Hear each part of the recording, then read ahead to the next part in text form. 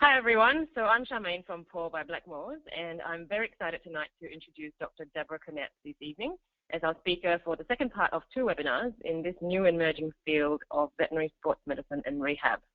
She's joining us live from the US where it's currently 6 a.m., so bright and early once again for them while we're wrapping up our day here. And Deb, thank you so much for doing this. Absolutely. So the American College of Veterinary Sports Medicine and Rehab, the ACVS-MR, is an exciting new discipline in veterinary science. The college was founded in 2010 and was developed to meet the unique needs of athletic and working animals, as well as animals needing rehab, taking this field to a new level altogether. So tonight, Debra will be discussing the best ways of incorporating nutraceuticals with other modalities to optimize clinical outcomes. Dr. Debra Canapp is a director at the Veterinary Orthopedic and Sports Medicine Group, VOSM, based in Annapolis Junction, which is near Washington, D.C. She is a board-certified diplomat of the ACVS-MR and works exclusively in small animal sports and rehab. She started her journey with her certification through the Canine Rehab Institute, Florida in 2005, and since then she has also been certified in Chinese veterinary medicine and acupuncture, stem cell therapy, and is a leader in musculoskeletal ultrasound. She publishes and lectures frequently on osteoarthritis, sports medicine, regenerative medicine, musculoskeletal ultrasound, and rehab therapy, both nationally and internationally, and is currently involved in several clinical trials and is a reviewer for journals and grant committees as well. And so it is with great pleasure tonight that I present Dr. Debra Canapp speaking on how to incorporate nutraceuticals into your practice. Over to you, Debra. Great, thank you so much. And I have to get over the good morning, everyone, because we're at 6 a.m. over here. But so thank you so much for joining me this evening. We're going to take the next 50 minutes or so of showing how we can actually successfully incorporate nutraceuticals into our practice. I want to just take a moment to thank the Pure Animal Wellbeing by Blackmores for inviting me to do this, and the Australian Veterinary Association. So let's get started. I absolutely adore nutraceuticals. These are products that are derived from food sources, so they're natural and concentrated. They're hopefully providing extra health benefits that support the structure and the function of the body. But the precise thing that we need to remember here is that these are oral supplements. To be a nutraceutical, you have to be taken orally, and we'll kind of discuss that a little bit further through the presentation. So I have 2 objectives for this presentation. The first one is how, when, and where, so we can incorporate nutraceuticals into even just a regular small animal practice, but we're going to kind of touch on some notes of sports medicine and rehab program. I'm also going to give an example of a common condition where these products and rehab recommendations can be commonly used together. And I chose stifle disease because that seems to be very popular, unfortunately, in small animal veterinary medicine. So I'll kind of give some tidbits as we follow that program, how we do it over at our practice. So first we need to basically define what a good nutraceutical is. It should have basic science evidence, and what I mean by that is that we should have some nice in vitro evidence that shows that there is an application for it, say for osteoarthritis, which we're going to discuss today. In addition, we want in vivo evidence, so we want efficacy preferably in the species in question. So we'll see as we go through this that there may be a lot of studies in humans, but there may not be enough studies in dogs. We then move on to that it's approved source. So a lot of these nutraceuticals need a specific research to show that that product actually gets to the area needing treatment. It's good enough to say, okay, we have glucosamine, but can that specific type of glucosamine actually get to the joint? So that's kind of the next step of being really, a good nutraceutical. And then the final one actually is that the product actually has content. So here in the States, they're not regulated by the FDA, and so they only have to do no harm. So actually there's a lot of unfortunate products out there that don't have the content that they say have in it. As long as it doesn't hurt anybody, it's okay to be on the shelf. So again, we want to make sure that that product that they say that's in the container actually is there. So what I did is I divided 3 stages of therapy. So this is how I kind of apply my nutraceuticals. The first one is prophylactic or prevention. So normally we talk about performance dogs or working dogs. Then we go into early intervention. So this is the group where there's signs of early joint pathology. So normally kind of those congenital orthopedic conditions that we see, or say a dog has an injury, that area that's immediately following intra-articular surgical management. So again, as we're kind of addressing the osteoarthritis or joint disease. And then the last category is maintenance or end-stage treatment, which we see unfortunately a lot of, and that's the management of current osteoarthritis or OA. So we've divided it into those three segments, and you'll kind of see that as we go through the presentation.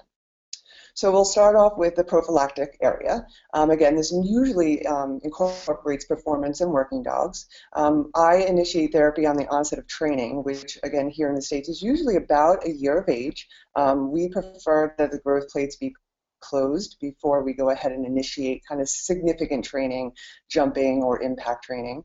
Our aim is to reduce synovial inflammation. So we want to halt that inflammatory cascade in the joint that we've kind of started when we start doing their training and that impact on those joints. And the purpose of this is to protect and minimize articular cartilage breakdown and hopefully prevent pain so we can continue a very successful career.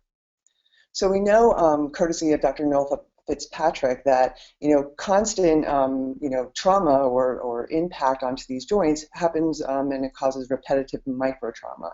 So that actually is in the bone layer of the joint. So this insult results in synovitis. The leukocytes actually invade the joint then, and then they release these destructive enzymes, which are free radicals, cytokines, and prostaglandins.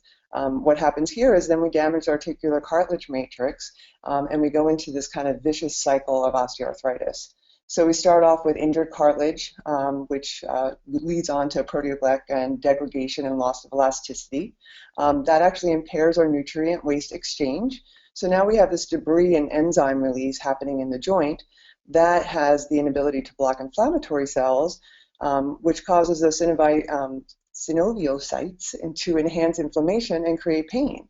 And then we go back over again and we injure cartilage. So we have this, again, this very vicious cascade of osteoarthritis occurring from that initial injury. So what we know historically, and this is the area that has a ton of research out there dating way back, that we know glucosamine and chondroitin sulfate are our primary areas of nutraceuticals that we use for osteoarthritis. We know glucosamine stimulates synthesis of glycosaminoglycans, proteoglycans, and collagen. We know chondroitin sulfate is an anti-inflammatory activity within the joint. And we also know that synergistically, this combination has a greater effect than each supplement alone. So we normally go to that. A great example, at least here in the States, is Cosequin, and I know over there in Australia, it's the OsteoCare supplement. And so those are our kind of basis of where we start our treatment. We know that this landmark study that was actually performed by Dr. Debra Canapp and myself, even though I don't think I'm on the paper, but I helped behind the scenes in 1999, actually showed that if we gave Cosequin prior to injury, that it would help reduce the inflammation. So what we did was we administered Cosequin or placebo prior to a creation of a carpal synovitis. So these weren't naturally occurring. But then we did scintigraphic evaluation, which you can see here on your right. There was a soft tissue and a bone phage. And so the dogs that were pre-administered Cosequin before this synovitis was induced, they had significantly less inflammation and lameness. And so the conclusion that we pulled out of this was that administering a glucosamine chondroitin sulfate product prior to joint insult had a protective effect against synovitis and bone remodeling. And that's why we kind of start here in that prophylactic group, that if we can put this on board when we start training, maybe if they do have injury, we can actually have less inflammation and less lameness. So we take that one step further and we even add some more stuff to the soup. And so basically now we're talking about a glucosamine chondroitin sulfate product and adding in an avocado soybean unsaponifiable. And that's basically pointing towards that Nutramax Dasaquin product that I know is just about to come into Australia with Blackmores. And so what that does, basically, and you can see here on the right, that with the combination of ASU, glucosamine, and chondroitin sulfate, it actually lowers down the TNF alpha to the control group, which you can see on the left. So it does it better than the chondroitin alone or the glucosamine chondroitin sulfate. So again, this combination is superior than the other products we had before. What we know about avocado soybean unsaponifiable, or ASU, is that in vitrally, we see anti-inflammatory effects on the chondrocytes. We see increased collagen synthesis. It actually inhibits all those inflammatory mediators, and it stimulates expression of the transforming growth factor. So it's very, very good for the joint. Then we move on. We actually have good canine studies here. So dogs that were administered ASU had significant increases in the TGF betas.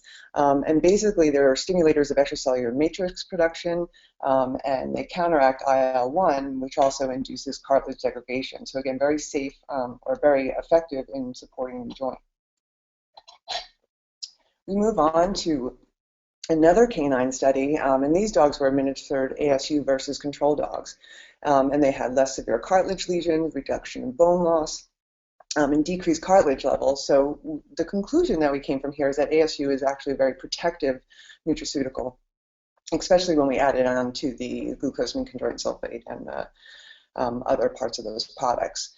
So we go one step further. So now we look at MSM, and I believe that Osteocare, which is the Australian product, has MSM in it. And this has an anti-inflammatory effect for joints. We know that there's no real side effects, but what's interesting enough is that there's not a lot of studies done on MSM. The mechanism of action is unknown, but just remember that we really want to, protect that source and content. We want to know that it comes from a reputable source, but we do need canine studies. This has been something that my husband and I have looked at for several years, trying to get some companies to do specifically MSM studies in canine, but we don't have those yet. But we do have a human study, and that was looking at knee osteoarthritis. It was a nice placebo-controlled study, and there was a significant decrease in pain and impairment. So we do know that, at least in humans, it does work for OA. So now we have these new combination formulas, and specifically it's something that we see, it's called Dasaquin Advanced, but we have the added alpha-lipoic acid, boswellic acids, and curcumin. And so we can do this individually also. So say this product isn't available somewhere, we just know that each one of these additions actually gives something more to joint protection, and so we can add them in individually or all together, like in this advanced formula product. So we'll start off with the alpha-lipoic acid, and this is a biological antioxidant. It's produced within the body and it's absorbed directly from the diet. So it acts as a cofactor in the energy metabolism within cells. And what we've seen here is actually when we combine it with the ASU, we see a reduction in inflammatory mediators within those chondrocytes. So it aids in reducing that acute chronic inflammation. Currently, there's some canine studies in progress, so we don't have the results of those yet, but so far everything looks very, very promising. The next additional supplement is Boswellia serrata extract, and that comes from a native tree in India. It's also known as frankincense. The extract is actually derived from the bark of the tree, but it's really important to understand that this extract is the important part of it is AKBA. I'm not even going to try to say that word. And the source is really important. So again, we want to know that it comes from a reputable source. And what we see in vitrally with this is that again, this combination is the key. So if we add Boswellia to glucosamine chondroitin sulfate and ASU, that we get 30% more reduction in the PG and vitrally by adding this, so much less inflammation. Right now, there's several in vivo human trials that we know of, but we also have a canine trial, which again is what we strive for that good nutraceutical. And this, I believe, is done a European trial, and it was basically anti-inflammatory within the canine model also. So again, some good data there. So curcumin is actually another supplement that we want to add in to give this combination the best we can get for our joints. And it's an antioxidant from the spice turmeric, which again is usually used in curry powder. So it's shown in vitro to inhibit those inflammatory mediators, and it's prophylactically used for protection of the joints. But it is poorly absorbed, so we'll discuss that a little further. And I believe theracumin is a very good source for this in Australia. So we have a bioenhanced curcumin study, and this was actually presented at the ACVIM in 2009 by Dr. Buchan. And this showed that this particular product of curcumin actually improved the bioavailability for dogs, but it has to be specially prepped. So curcumin longa is the curcumin source of choice, and it's better absorbed. This is an absorption study in the dog, so it actually came up with 3 times higher maximal plasma concentrations that were obtained instead of a standard curcumin extract. So once we know we have a good product that will actually get into the dog and the dog's joints, that we see anti-inflammatory support against osteoarthritis, we actually have some good papers out there. We also know it's very protective of those chondrocytes from those catabolic enzymes. So again, a nice additive benefit when we look at these products. Manganese absorbate is something that was originally in some of those Nutramax products. They took it out, but now they're bringing it back again. We know that manganese is used in cartilage matrix production. It's a cofactor enzyme used in the glucosaminoglycan production, so of healthy cartilage. So we know it has to be there, and if it's not there, then we're not going to have that production happen. We also know ascorbic acid, or vitamin C, is also a cofactor. So both of these also have a very good cartilage protective effect. There was an in vitro study that showed that it induced collagenase activity, so and that breaks down collagen. So again, it's something that has a very nice cartilage protective effect when added into everything else. So I think I've talked extensively enough on the glucosamine conjoined sulfate area. Another very important area of OA treatment or prophylactic prevention is fish oils. So we're looking at our category of omega-3 fatty acids. They're very important nutritionally, and we have 3 basic categories of them: ALA, EPA, and DHA. We do know that ALA is a plant oil-based, and it has to be actually converted into the body to DHA. So it's kind of less efficient. So we're not actually giving the, the end product, right away. So we want to look more towards DHA and EPA. And these are actually formed by microalgae. And then what happens in live seawater is that the fish consume that and they accumulate in high levels. Hence the reason we call them fish oils, because that's where we get them from. Again, one of the products that you have available to you that's got from a reputable source is that Blackmore's fish oil on the bottom there pictured. So the omega-3, so we have really nice in vitro studies.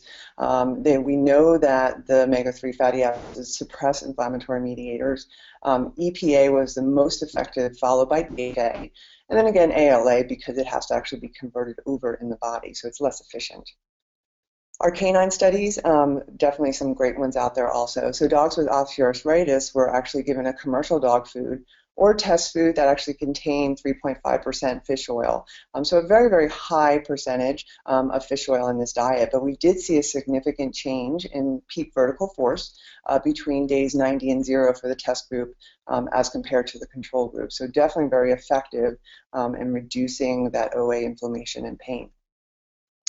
We have one human study that actually shows synergy. So they actually combined the omega-3s, EPA and DHA, with glucosamine sulfate compared to glucosamine alone.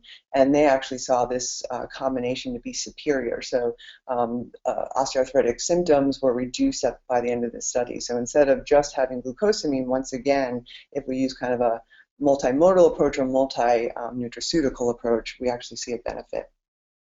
So we can give it in 2 ways. We can either give it by oral supplement. Again, we want to remember that it's from a proven source. And usually the doses that we use is usually about 100 to 375 milligrams per dose. When we go to that higher end of that dose, we want to make sure that we're supplementing vitamin E. Oftentimes, the dog food actually contains enough of it, but if not, we do want to supplement it. In addition, we can also go through diet. So we know that 6-month trial with omega-3 fatty acids actually had decreased lameness. So it just depends on, if you have a very good eater, then we can go with the diet so we know it gets in on a regular basis. But if we have those dogs that are picky eaters, I would rather oral supplements so I know that they actually get the correct dose. Don't forget, again, we want to monitor source and content. So, just those plain, over the counter that you go to your local drugstore for, that may not be the best choice. So I want to touch base a little bit on hyaluronic acid. It is an intra-articular therapy, and we defined this early on that nutraceuticals have to be an oral supplement. But we do have some good data on HA with the injectable form, and I'll show how that's going to go into a nutraceutical. But basically, it's viscosupplementation. It's based on restoring the physiochemical properties to the joint. It's been widely used intra-articularly as a treatment for OA in humans and horses. Its mechanism of action actually is on the cellular proliferation and extracellular matrix production. So it stimulates those synoviocytes to cause endogenous HA synthesis. So it actually helps the joint produce its own HA, which concurrently inhibits inflammatory mediators and exerts a protective effect on those chondrocytes. So we do have some really nice dog studies. We saw that, again, if we put it intra-articularly, we saw less lameness and signs of pain. We also saw chondroprotective effects with increased HA concentrations within that joint. And we actually saw over time a decrease of those gross and microscopic degenerative changes. But we're talking about nutraceuticals, so we want to see this in an oral HA product. And here in the States, this has been something that a lot of our sporting people have been really pushing towards. There's a lot of quote-unquote hyaluronic acid oral products on the market, but none of them have really been proven. So in 2004, we actually saw that one of these studies only showed a 5% of the oral dose uptake into the body. And we know that this is really not a therapeutic level. So we've just been really frustrated with what we've had so far. In 2012, we got a little bit more excited because there was a nice human clinical study that showed that oral supplementation of HA actually reduced knee pain. But this was a very specific molecular weight and product source. So again, very important to look at where the oral HA comes from. This was followed up in 2014, a very exciting first canine study out there. I believe it was done in either Spain or Brazil, and it was the efficacy of oral hyaluronate and collagen supplement as preventative treatment for elbow dysplasia, so to help reduce that osteoarthritis. This study was really good, and it had some nice results at the end. The problem is this product I can't find anywhere. So I've searched and searched and it's not available.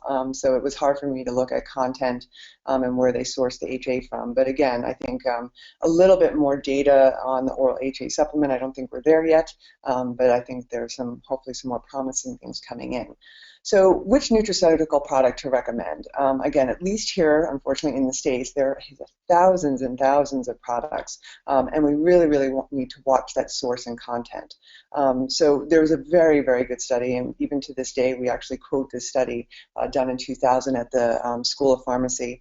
They took 32 chondroitin sulfate products and they analyzed them.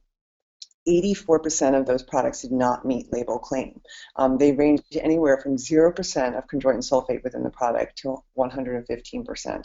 And we do know that the high molecular weight products that we see in some of these over-the-counter products are not absorbed. What was interesting enough, so when I go shopping, I tend to look for the most expensive product because, of course, that's going to give you the best quality, right? If you pay more money, you get better quality. What this study showed was actually the less expensive products had more product. They met label claim. So this was really interesting. So if you went there and thought you were going to do the best thing for your dog and grab that over-the-counter chondroitin sulfate product that was, $5 in 2000, then you weren't getting any product whatsoever. So really kind of makes you think a little bit. So in summary for that first part of the prophylactic and maintenance of the rehab patients, so we're talking about mostly sporting dogs. In the rehabilitation kind of world, I actually monthly rehab them. So I actually use cold laser, manual therapy and massage, do joint mobs, and what I use this for is kind of keep them in their best kind of condition, but also as a screening for early injury. So, I feel these dogs every month, and if there's a little bit of something off, then we know that. So I supplement all of my dogs with glucosamine, chondroitin, sulfate, ASU, and MSM because they are sporting dogs. They all get omega-3s. And now I'm starting to actually supplement them all with boswellia, curcumin, and the alpha-lipoic acid. Really not at the HA supplementation area yet. I'm looking for a little bit more research on that. So the next area that I want to touch in is early intervention. And this is where we have signs of that early joint pathology. So usually I say a grade 1 to 2 sprain or strain, those juvenile orthopedic conditions, or we're following, say, an intra-articular surgical management, so like, say, an OCD lesion or something like that. What's so important that we do need an appropriate diagnosis and timely treatment of this pathology. So if they have, say, a fragmented coronoid process early on and no one identifies that, it doesn't matter how much nutraceutical you give, you're still going to have major disease in there. So we also need to have this all in conjunction with a rehabilitation program. So a multimodal approach is always the best way to attack anything. So we'll start off with that grade 1 to 2, say, ligament injury, so cruciate disease. That's just a sprain at this point. So for that early joint pathology, I really focus on those solid nutraceuticals that we just finished talking about, so the glucosamine chondroitin, ASU, and MSM, and omega-3s. Now, we also look at diet. So we want to make sure that they're getting their appropriate vitamins and minerals within their diet, so that way that they're in the best condition possible. Oftentimes, I will recommend a vitamin supplement, and there are some vitamin supplements that actually have the joint supplements in addition. So again, if they're a little bit not 100% on their diet, I will add in a vitamin supplement there. So looking at modalities that I use to treat these guys, I do use TENS at a premodulated setting across the stifle. So that actually decreases pain and effusion and inflammation. So again, we're talking about those early partial tears of stifle injury. I also use a lot of cold laser. It's one of my modalities of choice. This has also been shown to decrease stifle inflammation and address arthritis. Helps decrease muscle spasms and trigger points also. So it actually keeps their secondary compensatory problems at bay. And then I also incorporate magnetic field therapy for all of my patients.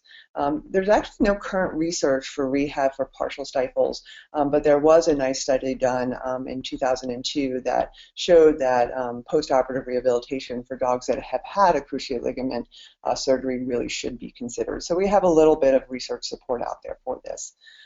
When I incorporate modality therapy for all of my patients, I always incorporate manual therapy. So I treat the whole dog. So say I have a left stifle issue, I know that we have all those compensatory actions going on. So his right forelimb is going to take a lot of stuff. We're going to have trigger points. And if we don't address those, you're not going to get the full benefit from your modality treatment. So I incorporate massage, joint compressions, passive range of motion, stretching, and really addressing that secondary muscle tension in all of my patients. So my rehabilitation plan on that, again, partial tear or sprain of the cruciate, I do those modality sessions 1 to 2 times a week for about 4 to 6 week period of time consistently. Excuse me. We start with their nutraceuticals that we talked about, kind of our basis ones, the glucosamine, chondroitin sulfate, and the omega-3s. And we restrict exercise. So we do leash walks for about 10 to 12 weeks so we can hopefully heal some of the ligament that's torn. The home exercise program in week 1 and 2, we do stretching, passive range of motion, and low impact. Once that lameness has resolved, then we strengthen with underwater treadmill. And I'm a very big believer in that, so I really use my modalities to help heal first, and then I start building them up in underwater treadmill. The underwater treadmill therapy for me is something that I don't start until 6 weeks into the post-rehab program. And again, I'm very conservative on that. I have a lot of colleagues that start earlier and they have very good success, but my approach is actually to heal first and then to build up muscle afterwards. We can see at that bottom right of the screen that we're doing some passive range of motion there, and that's just so important to keep those compensatory muscle tension at a reduced stage. So we'll move on to the more common thing that we see, which is the grade 3 or complete rupture of that cruciate ligament. So I'm a big believer in pre-surgical rehabilitation therapy. So if we have a couple of weeks that we're waiting to actually have that surgery performed, it's really important that we restrict exercise during that time, no running or jumping. And the reason for this is to reduce that possibility of meniscal injury. If we add meniscal injury to the cruciate ligament disease, we have so much more inflammation within that joint. It slows down our healing process. So if we don't have that when they present, we really want to prevent that from happening. I use TENS to reduce that inflammation, again, stop that vicious osteoarthritic cycle going on in that joint. I use cold laser for the same thing and magnetic field therapy. We start off with our passive range of motion and stretching to get our patients used to it and our owners used to doing it. You can do some low impact static weight bearing muscle maintenance if the dog tolerates it. But if they're really not wanting to put a lot of weight there, then that's okay too, because again, we don't want to induce any more inflammation. At this stage, again, if they're stable enough and comfortable enough, I will introduce them to underwater treadmill therapy. No real significant exercise, but this way that they're used to it. So when I incorporate it post-surgically, I don't have any risks of them hurting themselves from being new to the treadmill. So for my nutraceuticals, I start them pre-op. Hopefully my dogs are on them already, but if they're not, then I go to my standards, which is the glucosamine chondroitin sulfate and ASU, the MSM, and the omega-3.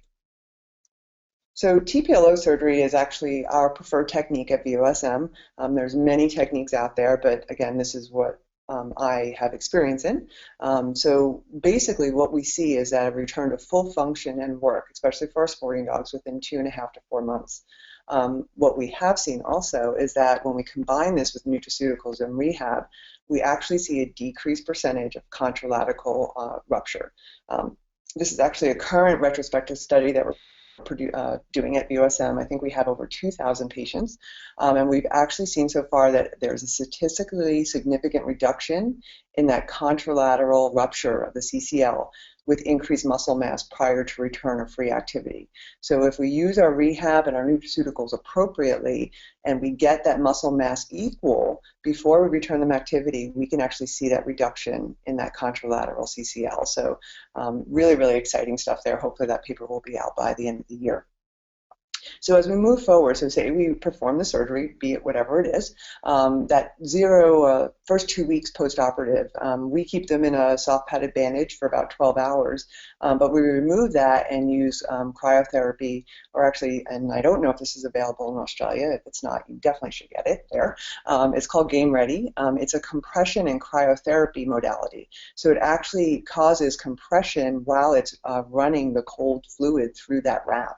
And this has been shown to be superior than just icing alone. So we do cryotherapy in hospital that way, and then if the owners don't have a machine at home, we just recommend to ice them for the next 2 weeks. And then we also supplement them with injectable Adequan or polysulfated glycosaminoglycans injections for about 2 to 4 weeks. And then we also induce pain meds, so we non-steroidals, and we will supplement with codeine or tramadol as needed. Our patients do go home on antibiotics for about 7 days, just in case there's any skin contamination. We have a really, really, really low percentage of complications, actually less than 5%. So this is something we do when we send our patients home. So if we do use antibiotics, which we do, you really want to look at a prebiotic with antibiotic use, so that supports the intestinal health. If there's loose stool, there's some products out there that have kaolin or pectin supplements in it with the probiotics. Where I've kind of come into this, and I'll touch a little bit base if we have time at the end, is that this supports intestinal health in paralyzed dogs. And this has been actually just a wonderful product that I use on my personal pet. And it's really saved us, because a paralyzed dog with diarrhea compared to a paralyzed dog with normal stool is night and day. So great product to incorporate there if you do use antibiotic use or have some spinal injury patients. So for the first 2 weeks for the postoperative rehab, we do passive range of motion, stretching. They're only going out for potty breaks, no long walks. They're confined or protected when unattended. We have no running or jumping. They can walk on their own on stable walking surfaces, and we really want to support them on the stairs. So we don't want to let them run up and down unnecessarily. So moving up to our 2 to 4 weeks post-operative schedule, we take out their staples, we recheck them, make sure everything looks good, but we start our isometric exercises. So that basically is 3-legged standing, pause on a step, or cookies to a hip. So very, very low impact, like we see on that upper right-hand corner doing a isometric 3-legged stand. And again, on that lower picture, that's pause on a step or pause on your knees. So very low impact, but this is going to help maintain the muscle mass so we don't lose too much. So we're not really building a ton yet, but we want to maintain what we have. We do the modalities weekly, laser, TENS, and magnetic field therapy and manual therapy. So we perform that in-house every week. And then we talk about those home exercises with the owners to do at home. Exercise restriction is key, so no running or jumping, very short leash walks, no playing with other dogs, and continued support on the stairs. So when we enter into the 4 to 8 weeks post-op, we're still on our joint supplements. We're going to continue modality and manual rehab, making sure they're still not free running at all or playing with their friends, but we actually are going to start underwater treadmill therapy at that time. So we want to have the water height maximal, so we want to minimize our joint impact. So we want it around shoulder or greater trochanter level.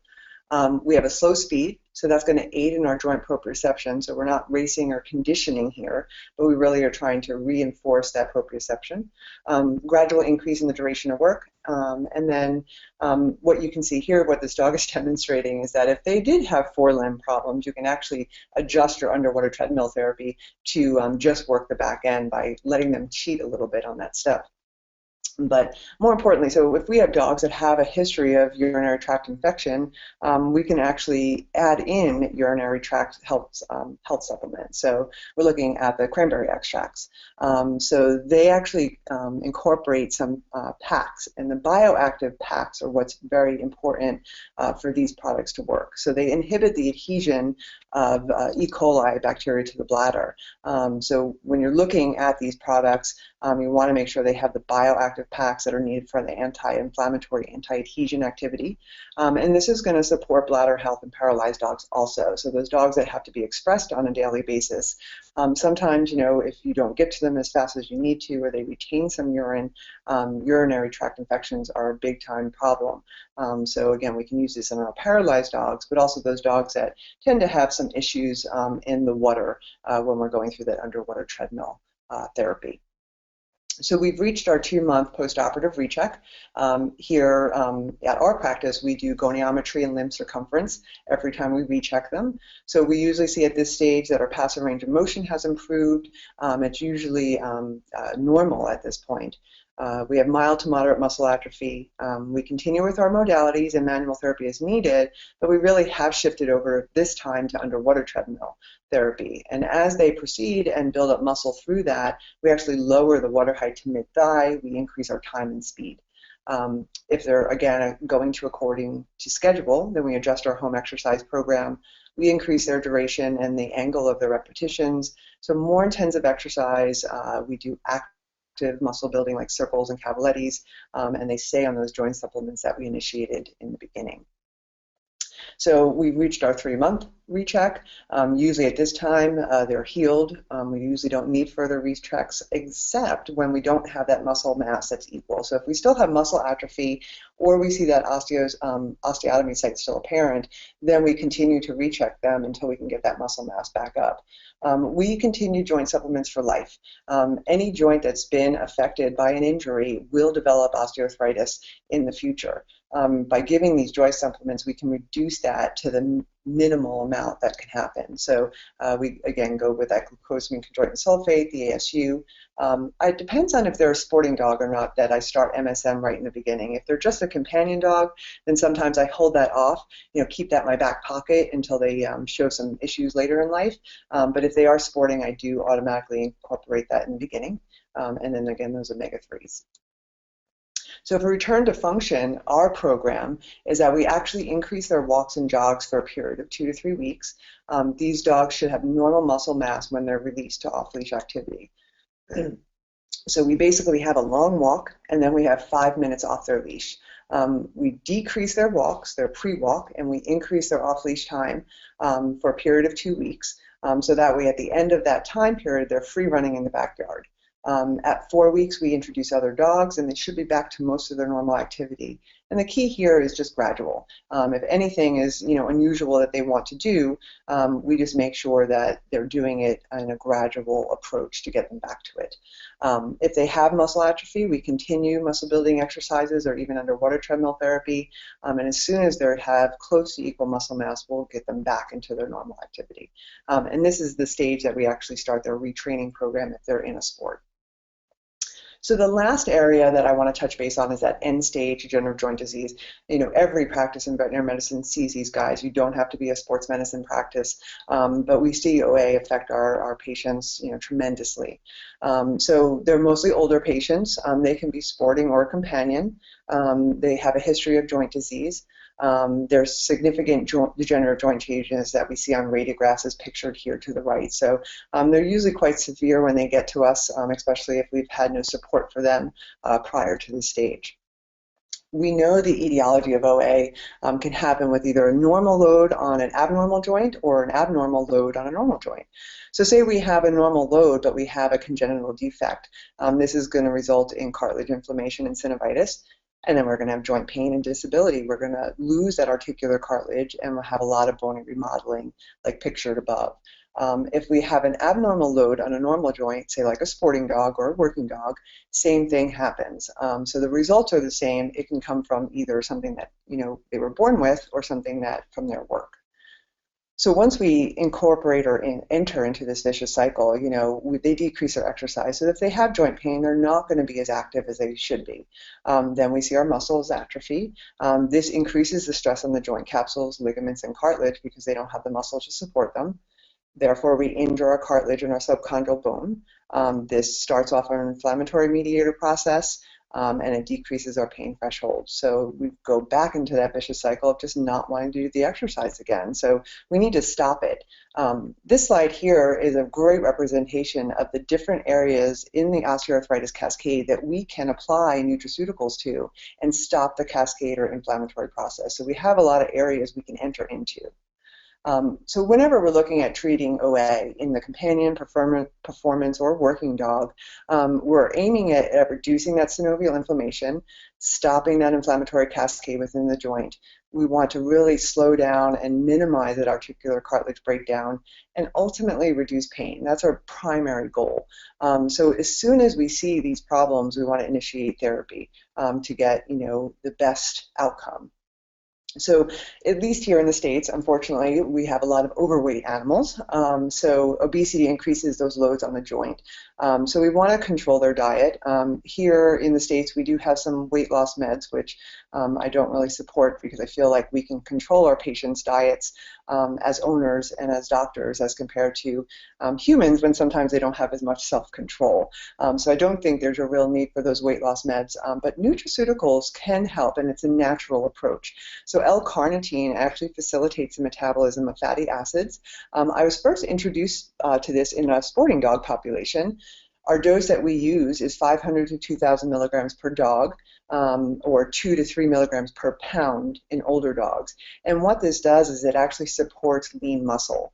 So that's where I was introduced to it in the sporting dog population, where it was just supporting their lean muscle mass. But it actually has been used successfully in weight management also.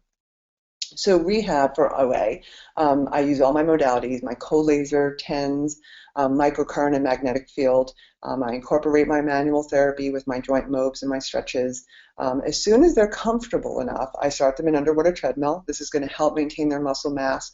And that warm water actually aids in joint range of motion. So most of the time I use my modalities first, but occasionally on my really old dogs that have a lot of OA and multiple joints, I will put them in the underwater treadmill just to give them that soothing relief and get those joints in a little bit of range of motion. And my home exercise program, if you don't use it, you lose it. So we want to make sure we maintain the muscle mass. Some of these older dogs will not build more muscle mass. We're past that. But if we can maintain what we have and maintain our core, we can, continue into their future years much better than if we ignored that. We know, through the last many years that multimodal approach in OA, medical management is key. There's not one silver bullet, there's not one magical medicine. We have to approach this in different manners. So we want to look at our chondroprotective agents, which are mostly our nutraceuticals. If you are familiar with Chinese medicine, Chinese herbs are a wonderful supplement. And then sometimes we have to move on to those non-steroidals because, our natural supplements aren't enough, and sometimes even have to move into our opioids. So, I kind of hold those off and watch my patient and use those at the end. I don't like throwing everything all at once, but remember they're there and they should be used. On nutraceuticals, my main category, microglucosamine chondroitin sulfate, ASU, MSM, and omega-3. I'm really not ready to start recommending the HA yet until we have better research studies, but I know they're coming. Shark cartilage is actually a very common supplement that we see in Australia being used. We know that chondroitin sulfate is the primary component in shark cartilage, but all animal cartilage contains chondroitin sulfate. So there's no scientific research that specifically supports that shark cartilage has any more benefits than other chondroitin sulfates. It's a very good source of it, but we want to make sure that that we actually, are looking at the source of the chondroitin sulfate for the product where it's coming from. So another area is green lint mussel. This is Perna caniculaceus. We'll just call it green lint mussel.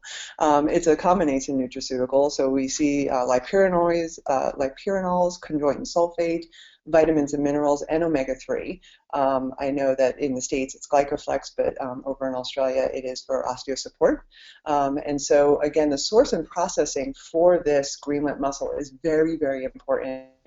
You have to use quality young mussels, and the stabilization of the extraction technique has to be cold extraction.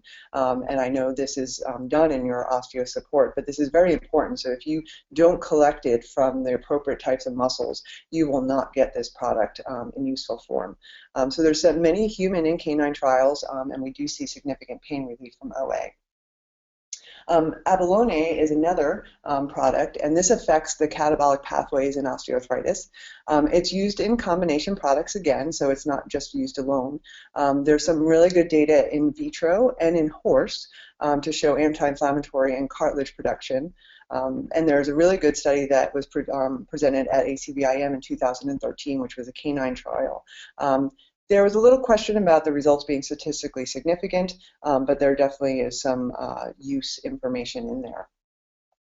Rosehip powder is also a little bit of a combination product. It has vitamin C, A, and B, but the primary active ingredient is lycopene. And this is an antioxidant. It is useful against osteoarthritis and chondroprotective effects. We have in vitro rodent, horse, and human trials. That's the most source of the trials, and we have one dog trial. It's not an osteoarthritis trial. It actually shows that they can increase their endurance and well-being, but we know that, basically we can use it as a safety study for this type of supplement. So there's a couple other ones that I think I have a few minutes just to touch base on if they do become available in Australia. And phycocyanin is one. There's decent research on this as an anti-inflammatory, but they're only limited to rat and mice models. So we do have some reviews of food content and in humans, but there's no research on dogs. So I want to make everyone familiar with these, so again, you can make an educated decision. It is hypoallergenic, so a lot of our glucosamine chondroitin supplements will come with, say, beef or chicken or something like that. So this one is a hypoallergenic. The anecdotal evidence is encouraging, but it's, again, something that we don't have a lot of dog data on. Another supplement out there is special milk protein concentrate. It's actually a dried milk protein. It comes from the milk of hyperimmunized cows, and it's called microlactin. It's known to block cytokines and inhibit neutrophils, and it also limits the inflammatory response. There was some non-specific rat trials in 1990, and there is one canine trial, which has pretty good data, so not a bad supplement if it's available. And the last one, or one of the last ones, is natural egg membrane. It's a natural source of collagen, glucosamine, chondroitin sulfate, and hyaluronic acid. In 2009, there was a really nice human trial paper that reduced pain in osteoarthritis, but there are no specific canine studies, so we don't know if it gets through their digestive tract and actually reaches their joints or not. I know elk antler should be available in Australia. It's a traditional Chinese medicine supplement. It's the core of the elk antler when it's in that velvet stage of growth. I actually researched it last night to know that you do have elk there, and wapiti. Someone has to correct my pronunciation of that at the end. So it does have anti-inflammatory effects and has chondroitin sulfate. So it's a really nice supplement on osteoarthritis, again, if it's available. So, once we go through our nutraceuticals and we progress through OA, we may not have that full coverage. So, if we're using nonsteroidals, we want to add those in with our other modalities and supplements. We want to use the least effective dose, and we do want to support them with liver supplements. And I can't speak highly enough about this. The SAMe, the Sylvan, the zinc, and the vitamin E are all protection for liver. They're anti-fibrotic, they stabilize cell membranes, but when you combine these in dogs that are older that may have a little bit of liver compromise and add this in, you can actually help let them tolerate nonsteroidal use. So if you do start them on it, and we know they're going to get it daily, you want to actually supplement them with these, because we do see the increase in liver enzymes. These supplements lower those enzymes, they support the liver function, and they allow us to use the nonsteroidals safely. So we can give that anti-inflammatory pain control to our older dogs and not see that liver problem kind of creep up on us. So in conclusion, basically we want to start considering prophylactic treatment for our working performance dogs, get it on board early. We want to see early intervention is crucial. We want to start as early as we possibly can. Combination therapy is key. Nothing is going to fix these dogs alone, more so than combining our rehabilitation modalities, our nutraceuticals, and then again some of our medications when needed. Nutraceuticals and therapies were once only available for humans, and now we have a lot of great dog data there. So this is my little guy here who came to us completely ambulatory and through a disc about now 2 years ago and advanced into myomalacia. And so he was a pretty touch and go case for a while, but some of those probiotics and the urinary support has made his life just wonderful, and he's a great part of our daily life now. So I'm going to open up the mic to any questions that anyone may have. Thank you, Deborah. We do have some questions for you. I just want to ask if Charmaine Tam would like to cover these. Are you there, Charmaine? Doesn't look like she is at the moment. She is away. I'll relay those questions to you, Deborah. Do you use, and I think you covered this, do you use TENS on conscious patients from Ilona? Yes, absolutely. It's actually a very comfortable modality. We don't even shave our dogs. If you actually incorporate enough ultrasound gel and then put the pads, say on either side of the joint, and then ramp up the level very slowly, what you want to do is get where you see a little bit of muscle fasciculation and then lower it down a little bit. These dogs love it. They sit there on the bed very comfortably with it, and we do like anywhere from a 7 to 15-minute treatment span. It really helps the pain modulation and the decrease in inflammation. Malcolm is saying that Game Ready is in Australia and that he uses one, and he has another question. He says, in your post-surgery rehab, is there a reason you don't include grade 1 or grade 2 joint mobilizations in the first 4 weeks? I use grade 1. So I use very small joint mobilizations. Sometimes I will advance it to grade 2. It really depends on the patient. So I apologize if I didn't incorporate that into my list of things that I do. But depending on the type of surgery, I'm just very aware of what they're doing. But for proprioception and pain reduction, I definitely support grade 1 to 2 joint moves. Absolutely. Carla's asking what the dose rate for dogs of the bioactive PACs is, the PACS. So normally, funny enough, I follow the dosage on the supplement, usually pretty closely to the human dose, or if it is a veterinary product, what the veterinary product recommends. Again, it's something that I can probably follow up with if that's possible to get a more precise dose, but I don't have that off the top of my head. All right. Louise is asking if you could please go back to the slide on liver protectants. She'd like to have a look at that. And you do have notes available both within the handout section of this webinar and on the Poor Events webpage, where you will be able to view the video again if you want. And Barb is asking, do you ever recommend a chiropractor for your dogs? Absolutely. It's definitely part of my approach. I feel comfortable enough not being trained in chiropractic to adjust my limbs just from my manual therapy experience. But it is something that is on my to-do list, my bucket list, to actually be certified in full chiropractic adjustments. I think it's an integral part of our rehab and nutraceutical, again, that multimodal approach, very, very important. Absolutely, I recommend it. Miriam's asking if you have any comments on Epitalis, a plant extract used in the new Foresight product in Australia. I don't know of that. Again, if there's, a availability of correspondence afterwards, if someone can email me that, I can definitely look into it. I'm not familiar with that though. Okay. Oh, and James is asking the same question from Olaf.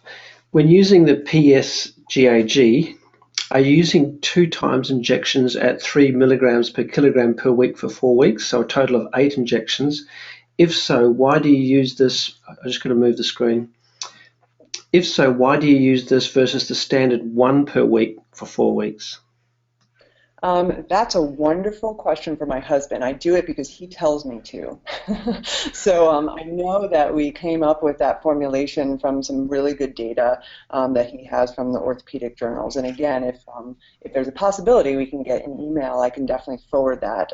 But that's been our standard approach since we opened in 2005, and I think we find some really good effects with that. But it's 99% positive it's from a research recommendation in the paper.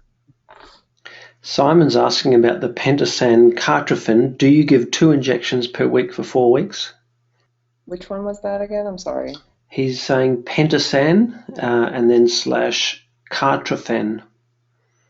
So that must be the Adequan. That must be your product of Adequan. So yeah, we do it 2 times weekly. All right, I've got one more question. If anyone does have any more questions, just type them into the questions tab in the control panel. And Priya is asking, do you supplement all your nutraceuticals separately, or is there a product that has curcumin and all the other plant extracts in it? So I know that from information that the Dasequin and Nutrimatch products should be coming to Australia soon. Their advanced product, so Dasequin Advanced, has all 3 of those in there.